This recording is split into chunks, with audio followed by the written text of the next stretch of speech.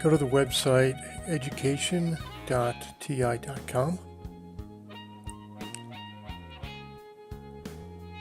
and go to the Downloads tab and then click on All Software, OS, and Apps. On the next page, we're going to, for Technology, select TI-84 plus CE. For View, select Connectivity Software. Click Find. On the next page that comes up, select the TI Connect CE software. Click on that. And then select the version for Windows, that's EXE. Save the EXE file.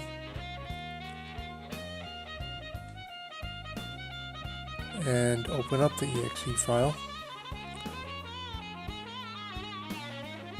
This will start the installation.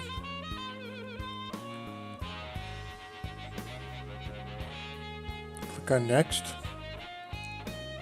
Click on Next again. Click on Install.